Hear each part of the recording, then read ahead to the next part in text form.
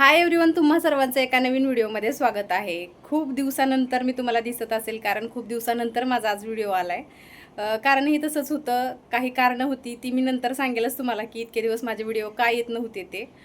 पण आज काहीतरी खास दिवस आहे. आज आहे एकादशी. त्यानिमित्त आमच्या कॅम्पसमध्ये छोटासा कार्यक्रम आहे. मला तिकडं जायचं आहे. मग म्हटलं चला आपण तयारही होऊया आणि कार्यक्रमाला गेल्यानंतर तिथं काय काय होतंय, कसा आम्ही कार्यक्रम करतोय, सेलिब्रेशन कसं करतोय.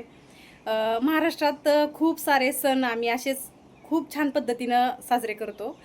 बाहेर राहिल्यानंतर इतकं नाही जमत, पण इथं जमतंय आहे वेळ तोपर्यंत मला असं वाटतं की सगळे सण छान प्रकारे साजरे करावेत, एकामेकांमध्ये मिसळून राहावं, प्रेमाने राहावं. म्हणून आज मी पण ठरवलं चला जाऊच या आणि छानपैकी तयार व्हायचे. कारण मला ही साडी खूप दिवस झालं घालायची इच्छा होती. काही कारणास्तव घालताच येत नव्हती, म्हणजे वेअर करता येत नव्हती. कारण आमच्या इकडं अशा साड्या घातल्या जात नाहीत. कारण माझ्या भावाच्या लग्नालाच मला ती साडी घ्यायची होती.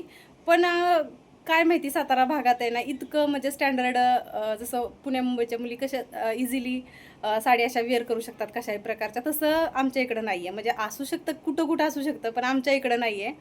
म्हणून मी ही साडी नाहीच घेतली. आणि ही साडी कसं काष्टा साडी एकदा घेतली की एकदा वेअर केली की त्याच्यानंतर आपण कुठं जास्त इतकं नाही त्याला वापरत. म्हणून मग मी ती घेऊ का नाही हा पण विचार करत होते. पण आज मौका होता आणि मला घालायचीच होती, मला घ्यायचीच होती, पण मी नाही घेतली. आणि कुठून घेतली आणि कशी साडी आहे ते तुम्हाला नंतर कळेलच. चला मी साडी वेअर करून दाखवते साडी कशी आहे ते, आणि मी कशी दिसते ते कमेंट करून नक्की सांगा. तर मी आता रेडी झाले बघा. आणि एक गोष्ट सांगते तुम्हाला, मला मेकअप बिलकुलही जमत नाही. मतलब मेकअपचा यमसुद्धा मला येत नाही. तरीसुद्धा मी आता थोडीशी रेडी झाले, थोडं जेवढं काही येतं तेवढंच. आणि मेकअपचं जास्त सामानही नाही माझ्याकडं.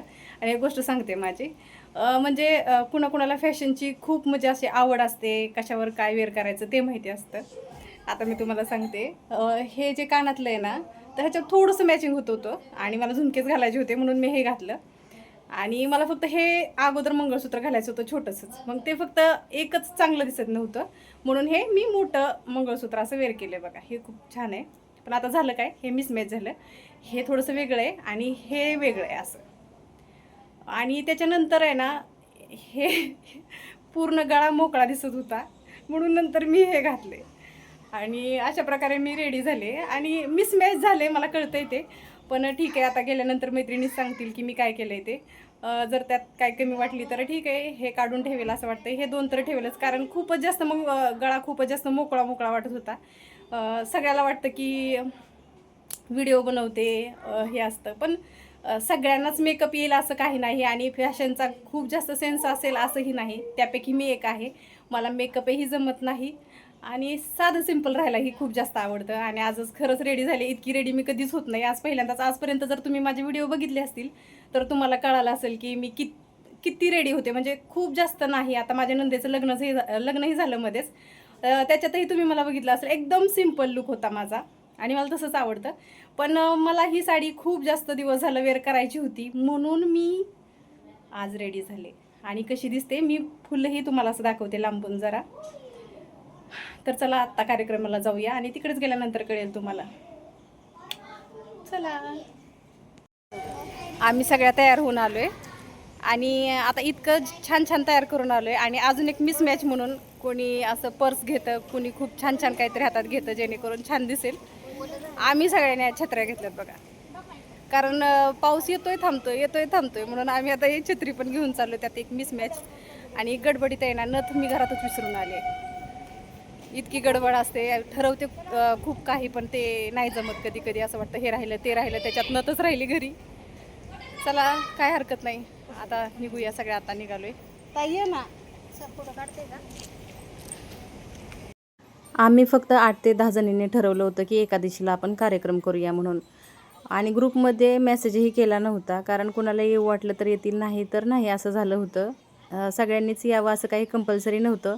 फक्त एकमेकींना सांगितलं होतं की एकादशीला कार्यक्रम आहे आणि तेवढ्या मेसेजवरती एकमेकींना सांगितल्यामुळे इतक्या साऱ्या आल्या होत्या. तिथं गेल्यावर वाटलंच नाही की इतक्या साऱ्या येतील आणि बघून खूपच जास्त आनंद झाला. महाराष्ट्रात राहण्याचा हा एक फायदा आहे की आपल्या मुलांना सगळे सण बघायला मिळतात, कसे साजरे केले जातात ते बघायला मिळतात.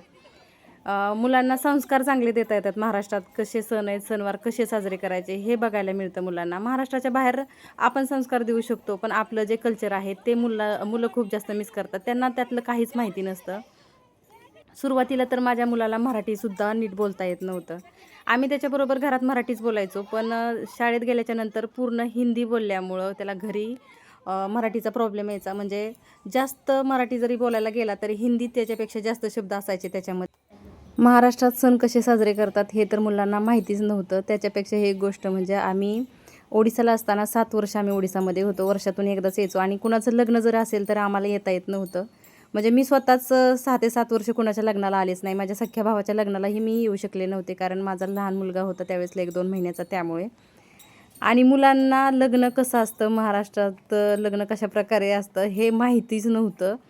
इतक्या वर्ष माहिती नव्हतं. म्हणजे माझ्या मुलांनी पहिल्यांदा 11 वर्षाचं झाल्यानंतर महाराष्ट्रामध्ये लग्न कशा प्रकारचं असतं ते बघितलं. तेव्हा त्याला कळालं की महाराष्ट्रात हां असं लग्न असतं म्हणून.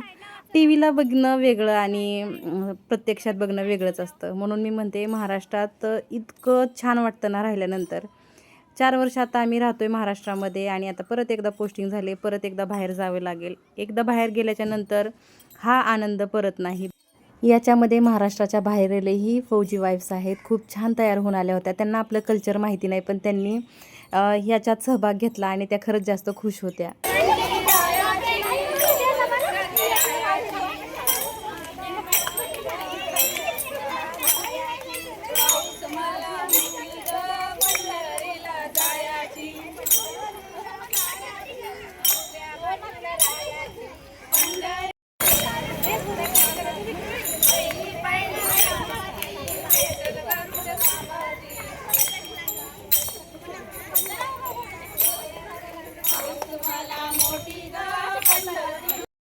त्याच्यानंतर आतमध्येच एक मंदिर आहे, आम्ही तिथं गेलो होतो.